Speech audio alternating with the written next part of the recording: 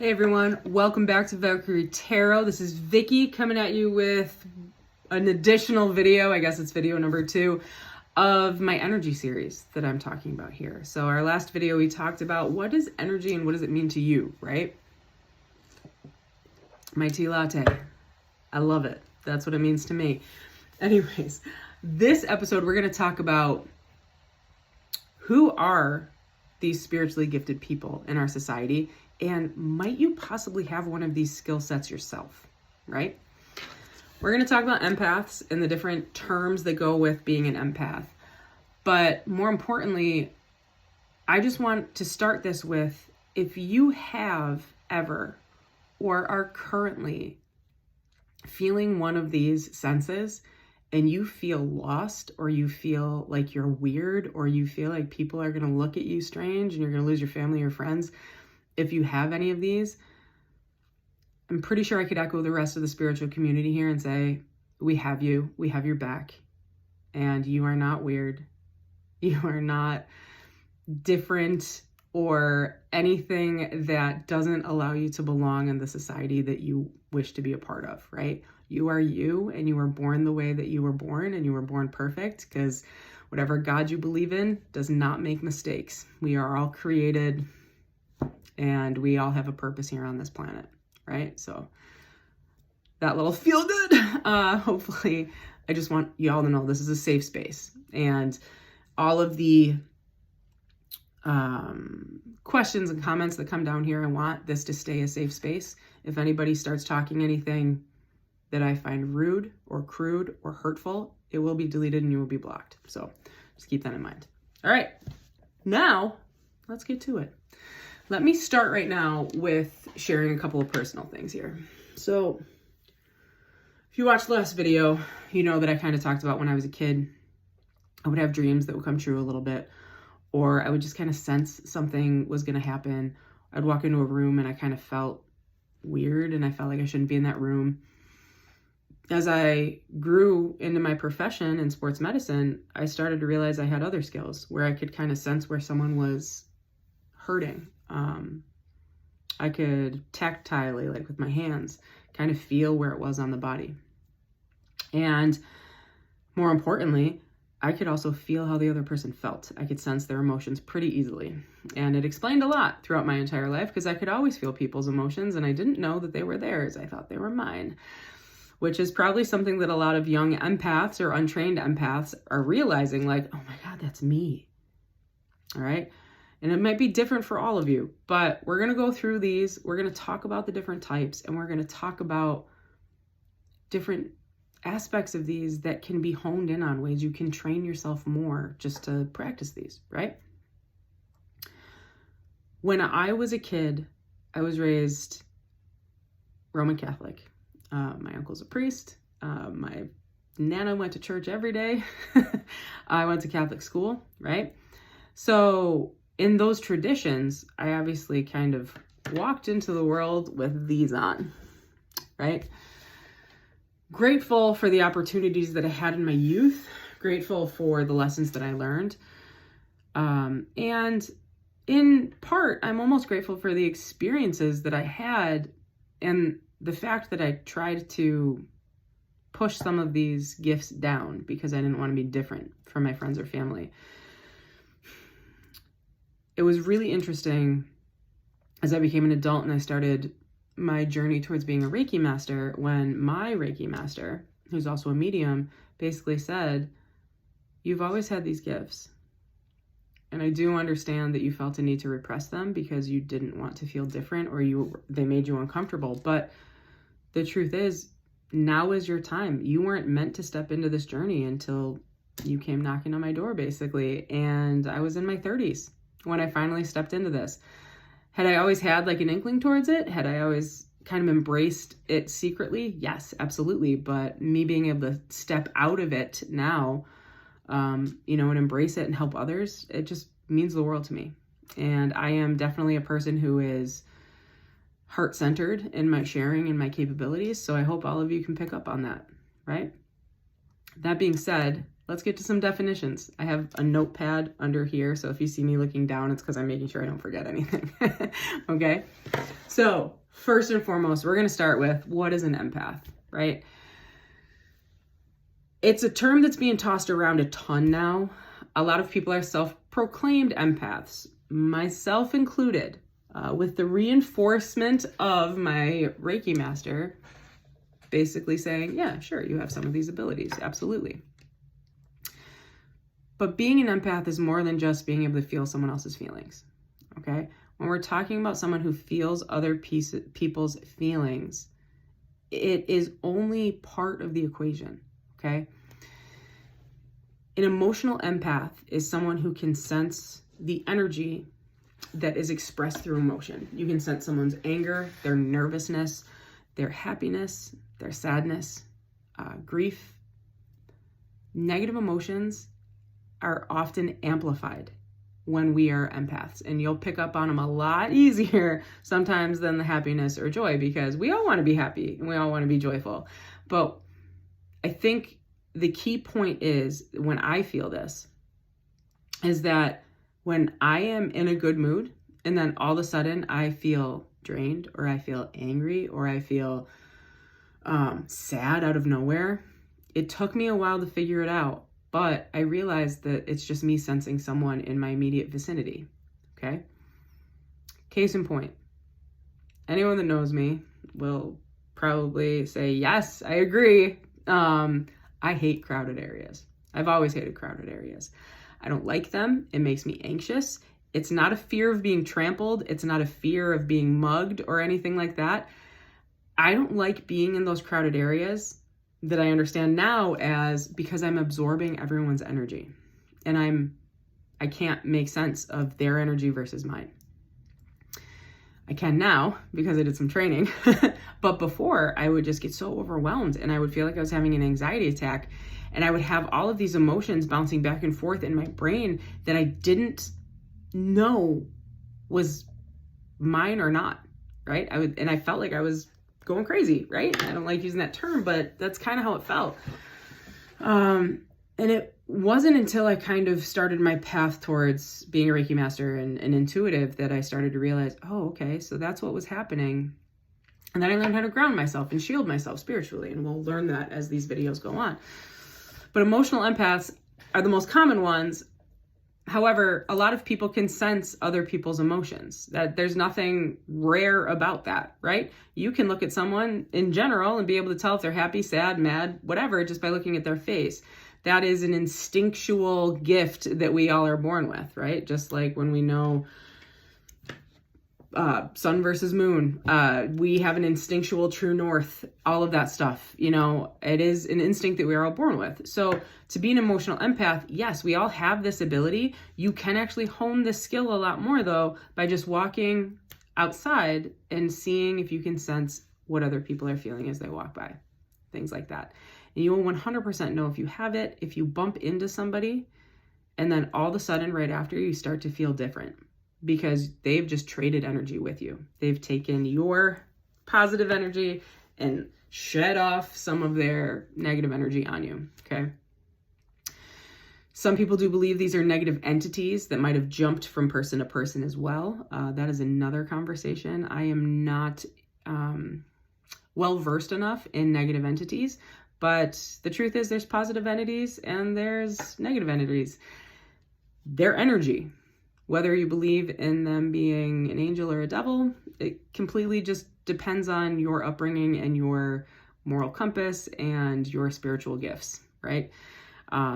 It's kind of beyond me, but I am definitely a person that is interested in learning more about that. So as I learn more about it, we're going to share it with you guys too. Okay. Next one down.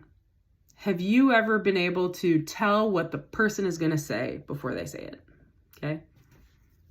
In general, it's called a telepath. Okay. It's a form of an empath. A telepath isn't just Jean Grey on X-Men or Professor X who can move stuff with their brains or can read other people's minds, right? A telepath, in the most basic sense, is someone who can intuitively guess what is coming next in a person's discussion or words or anything like that, right? You might get to know a person really, really well and learn their patterns, and you know them so well and you match their energy field that you're finishing each other's sentences. Happens a lot in relationships or in friendships, right? But a true telepath, someone who's honed in on this, is actually someone who can actually read what the other person is saying when they're not even talking to you, when they're not even looking at you. They can pick up on thought patterns that are going on in someone else's head, and they are able to express them and kind of be able to tell what's going on without the other person even needing to talk. Okay. If you ask me, those would make really great counselors, but to each their own, I guess, right? The next one down here is a physically receptive empath. Okay. Physically receptive meaning these people can feel other people's pain. And it's different from a tactile empath, which is what I think I am, right? A physically receptive empath is someone who can look at someone sprain their ankle and then their ankle becomes incredibly painful and they're feeling the pain that they feel like it happened to them. Okay. There are people out there that are like that. As a person who works in sports medicine, I have heard stories about athletes who experience that, and they're often sent to a counseling department because the individuals that are in charge of taking care of these people don't know what to do. So they send them to the counselor to see if there's something they can do over there. Again, we will learn how to protect ourselves.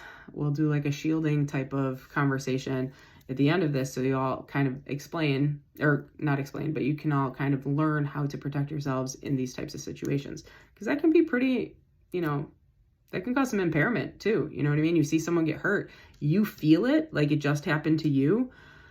Man, like you got to be able to control that if you can, right? Psychometric empaths. If any of you ever watched the original Charmed, I believe it was Phoebe. She was a psychometric. She could pick up an object, close her eyes, and boom, she saw a vision. That is a psychometric, okay? A lot of mediums have that gift where they'll say, hey, can you bring something from your loved one, or can you bring something from the person that you want me to contact? And they will touch that gift, or they'll touch that, not a gift, you're not giving it to them. They'll touch that object, whatever it is. It could be a pair of glasses. It could be a pocket watch. It could be a letter that they wrote, any of it. They will touch that and they'll see visions of the person, or they might connect to that person's energy and be able to hear their voice, things like that. A combination of two. Okay. Let me check off the ones that I did here. All right. Next one down. Let me talk about being a tactile empath. So a tactile empath is similar to psychometric, except I'm not seeing visions of someone's past. It's the fact that I can feel that something's off with their energy by touching them. Okay. So this is a skill that I actually honed or improved upon during all of my 4 years of becoming a Reiki master, right? I always had this gift and I had no idea I had it. I didn't know what it was. I just thought everybody had it, right? Until I learned, right? So in Reiki, if anyone is not familiar with it, it is a integrative medicine technique of energy healing. And what you do is you can sense where other people's primary energy centers are off. And what we call those in general is chakras. So if you do yoga, or if you're familiar with Hindu traditions or Eastern medicine, it's all considered a chakra. But in basic points, it's a major energy center of the body. When these energy centers are off, you start to get ailments with the organs or the areas around that chakra that's not functioning properly, right? As a sports medicine professional, I work with a lot of athletes. I work with people that get hurt a lot. Unfortunately, it's my job, right? I don't ever want people to be hurt, but I do want to be there to help them get better. And tactile empaths have an ability to feel an area and sense that there is pain or some sort of disruption to the normal functioning of that area, okay? People who are physicians, people who are chiropractors, massage therapists, Reiki practitioners, most of them have this skill without realizing that they have it, right? For me, when I go over an area that is injured or there might be an ailment there, my hand actually feels like it's cramping. My hand cramps. It's weird, right? I always thought that was normal, or that maybe I just had a vitamin deficiency, right? But I could also sense, I feel a little bit of a tingling in my hand when I'm over that area too, as I'm palpating, which means to touch to see where there's any issues. And I'll feel like an electrical impulse in my hand. Again, I never knew I had that gift until I ran into one of my friends and he said, I think you're doing Reiki and you don't even know it. So I went and I learned, and here I am, right? Provide healing through touch, energy healing. Next one on the list that we have here are animal empaths. So I call these the whisperers, right? These are the people that animals are drawn to them. They're at peace with them. They just have this innate bond with animals more than they do with humans, more than they do with Mother Earth, right?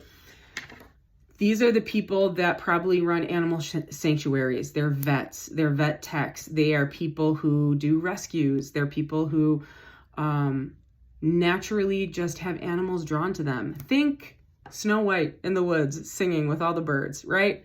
She would be an animal empath.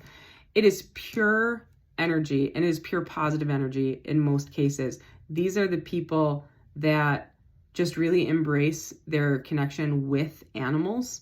And sometimes can be a psychic with animals too. There's a psychic reader on Instagram that can actually tell you what your pet is thinking, or connect with your pet who may have passed and be a medium connection for you to ask them questions, right? Geometric empaths, these are people who are connected with Earth, okay? Native Americans, a lot of native cultures or indigenous cultures, they have a very strong connection to the earth. They can recognize when the wind is off. They can smell it in the air. They can feel if something is coming, like rain, but even feel when there might be a natural disaster about to occur, okay? You ever see the rats running and the birds flying? That usually means something's wrong. You should probably hightail it. Follow them, right? But it's more than that. They can sense it's coming before it happens. And they might come in and be like, hey, I feel like this is what's going to happen and we got to go, right? I wouldn't necessarily say that I have this skill set, but I do think that I have a proponent of it. I actually, like I said, used to have dreams, and we'll get to the clairs later, but I used to have dreams, and I had a dream about the tsunami in Sri Lanka the night before it happened. I was literally laying in bed, had a dream that a tsunami, a giant wave rather, hit our house and destroyed our house. And I woke up because I was terrified in my dream. And I walked downstairs the next morning. I'm like, Mom, Dad, I had the weirdest dream. Like, I had a dream that our house got hit by this giant tidal wave, and my parents, both eating breakfast, did this. Have you seen the news? And I'm like, no, why? What's on the news? So I go and I sit on the news, and I find out that the wave had literally hit that morning, probably while I was sleeping. So that's a little connection that I have, but it's a little different from geometric. It could technically kind of fall under maybe a claircognizance type of thing or a precog thing, but we'll get to that. Mediums. I tend to not put mediums in the same category as empaths because I feel like they actually are a step above, but all mediums do have the ability to be an empath. Obviously, they have these skills, right? And a medium is someone who can hear, see, feel energies around them, specifically spiritual energies, energies of people who no longer exist in our structured environment, right? Could be a dead person, could be a positive or a negative entity, like I was just kind of referring to. My Reiki master was a medium, and she would stop every once in a while mid-conversation and just have a blank look on her face, staring past me. She was listening to whatever was being said to her, and she would say, interesting. And then she would go back. She'd like click back and have a conversation with me.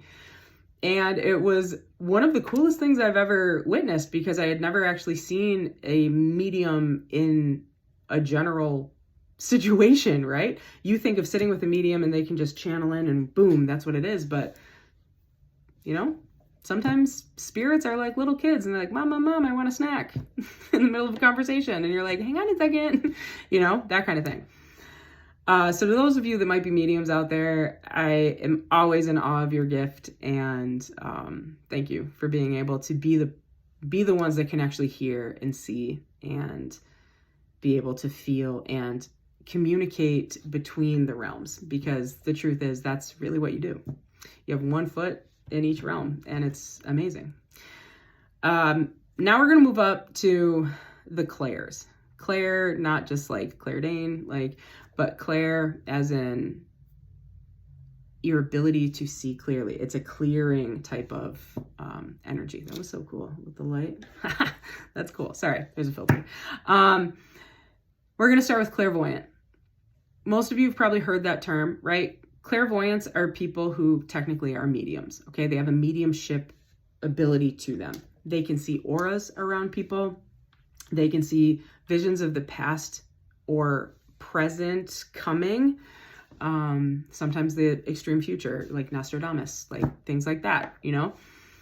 Clairvoyants usually are people that are born like this, and they were born like that as a child, and as long as it wasn't stifled in them when they were in their youth, a lot of them enhance it as they get older, right?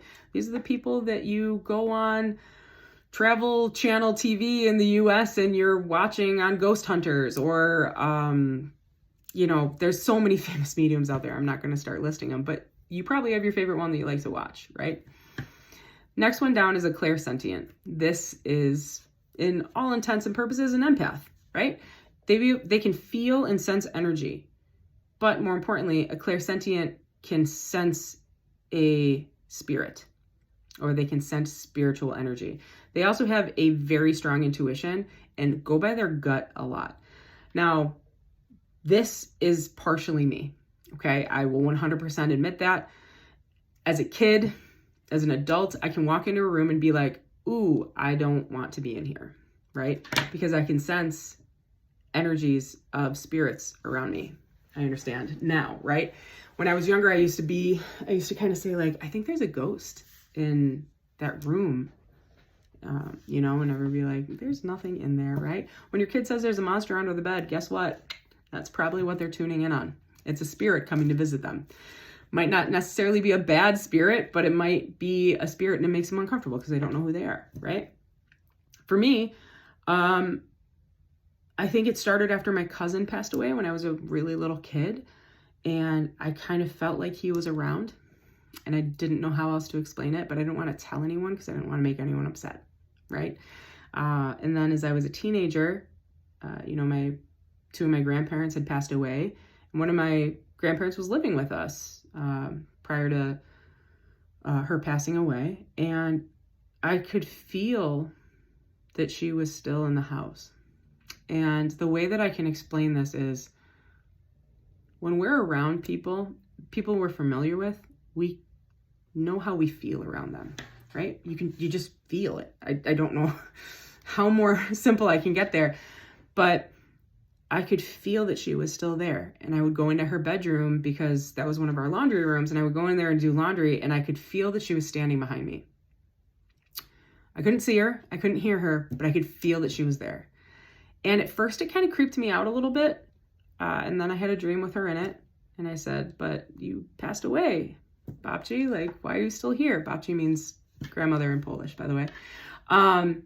And she was like, oh, I'm just sticking around just to make sure things go smoothly. Tell Norby I said hi and I love him. And my dad's name was Norbert. So I woke up in a sweat, like usually happens when I have those types of dreams. And I walked downstairs and I was like, Dad, I'm going to say this and I hope it doesn't make you upset, but I saw Babci in my dream last night, and she said she was hanging around a little bit just to make sure things went clear. And she said that she loves you. And one of the few times, I'm actually getting choked up here, one of the few times I've actually seen my dad tear up in my life, right? And I was a teenager. I didn't know. And at that point, I think my parents actually kind of clicked in, and they're like, okay, when she has these dreams, like maybe there really is something to it, right? And they were never those people that told me to brush it away at all. You know, they just kind of like, okay, it's a little weird, but we're going to go with it. We love you. And, just let us know if there's anything bad coming, you know? So that's kind of my feeling with being a clairsentient a little bit there. And obviously that precog type of thing. So we'll talk about, I'll skip to precognitive right now. Precognitive is a feeling that an event is about to occur, right? A lot of precogs say that they've seen a vision or they had a dream while they were sleeping, things like that. Okay. So marry them together there. All right. Next one down is a clairaudience. This is a person who hears things. And I'm not trying to say that these are people who are schizophrenic or people who might be on the mental health spectrum. Clairaudience are people that are able to hear voices of spirits and or sounds, celestial sounds, okay? That will be the first one to tell you. Sometimes you're walking through a room and you hear someone say your name. And you're like, nobody's here. Who just said my name, right? Have you ever been in like a crowded area and you hear someone say your name, or you hear something that sounds like someone that you used to know, and you kind of turn and you're like, nope, they're not here. That's weird. You know what I mean? That would be an explanation of it. Some spiritual practitioners, when they meditate or when they pray, which is technically what meditation is, they can communicate with other spirits, angels, guardians, spirits that have passed, people that have come before us, celestial beings, and sometimes negative beings too, if we're being honest. They can have conversations with them. They can make sense of what is being said. The other thing that they will hear is celestial sounds, and meditation music tries to kind of pull this together. It looks similar. It sounds similar. This only has happened to me maybe once or twice in my life. When I was out walking in nature, my first job was at a boarding school, but it was literally in the foothills of a forest in Connecticut. And I was walking around and I could literally hear a really faint hum. And it was both high and low pitched. And I walked around and I was like, is someone singing? It sounded like someone was like getting ready to sing, right? So I'm looking around and no one's outside. It's like 3 a.m. at night. I was doing rounds because I was a teacher. No one's around. And I'm like, this is so weird. I go into one of the cabins, which was like a study hall, and I open the door, no one's in there. I'm like, okay. I go into the science building, no one's in there. I kind of stand by one of the dorms, no one's in there, and I can still hear it. And I sat there for a while and I just listened to it, and it was beautiful and it was relaxing, and I felt so tuned into the earth and so tuned into that moment that I don't know how else to explain it. It was like a healing moment for me. So sound healing from above, or below, wherever it was coming from, right? It's happened to me a couple of other times where I'm out in nature. Generally, it's when I'm in a forest, more over being near the water. And I am a Scorpio, so I love being near the forest, I love being near the water. Wow, that was a fun little trick there. I love being near the water, but all you hear is just the waves, right? When you're in the forest, though, you can sometimes hear the sound of the earth talking to you. Some people can do this. I highly suggest next time you guys are feeling like in need where you got to ground yourself, go for a nature walk, go into a forest somewhere, or a forested area, or a garden of sorts, and just sit and listen. Just listen. Don't listen to yourself. Don't worry about the words or the thoughts or anything that comes through your head. Meditation isn't about having a completely blank mind. It's about not sticking on to different topics. It's about, that's interesting. Let it go. On to the next, right? Clairaudience is all about sitting in nature and embracing the sounds that you hear, okay? And again, some people might be able to hear spirits as well. Joan of Arc, the Saint Joan of Arc. I mean, she was known for talking to God and angels, right? If you are a Catholic, there's a lot of saints that could see, hear spiritual beings, right? So think about it that way. Some of the saints in Catholic tradition might have actually been empaths or clairvoyant, clairsentient, or clairaudient. Think about it. What one am I missing here? Claircognizance. That was the last one on my list. Claircognizance is an instinctual knowing. And it's a little bit of a black and white. But instinctual knowing is you have something put in front of you and you've never seen it before and you know how it works. You might be in a situation and you need to save someone's life and you have no idea what you're doing. You're not medically trained, but instinctively you know what to do. These situations, I tend to say, come from a past life experience. For me, I've had past life regression therapy done a couple of times. One of the more stronger past life identities, I guess, that my soul has had was actually being a doctor. I was a doctor in a past life, which is ironic because I became a sports medicine person now. And it's probably why a lot of my skills came easy to me. I knew how to tape an ankle really well. I knew how to palpate the spine really well. I knew how to look for certain things and understand certain ailments of the body that I shouldn't know. I was a student. I hadn't read the book. Sure, my dad was a doctor, but not that type of doctor. Like, how do I know these things? I just knew it. And I do tend to think that that has to do with past lives. And the more past lives you've had, the more skill sets you keep in your DNA, right? And there's memory to our DNA. There's generational memory, all right? We've heard about that tons of times. It's not just generational memory of the bad things that have happened and you trying to break the cycle. It's also all the good things and all the things that you have learned through each cycle on this planet or within the universe. So that is it. We're at 30 minutes. I went over. But you guys are used to that by now. Hopefully, if you got bored halfway through, you stopped and you're continuing this through. Anyways, there are a whole bunch of other terms out there. That is a piece of dust that is flying off. If anybody thought that that was a spirit, just to let you know, I saw it. I lost my train of thought. If any of these personality traits or gifts tune in with you, really excited to see what they are. Please comment below. I think that we have a great community here and I would love to learn from you and I would love to help you hone in on those skills more, right? And as promised, at the end of this, I'm going to help you understand how to ground yourself if some of these things might be getting out of play, right? If you resist these over time, they will get suppressed, just to let you know. They will be buried deep in you. They'll always be there, but they'll be buried deep in you. It'll be harder for you to hone these in the future, just to let you know. Okay. What was taught to me is a very simple thing.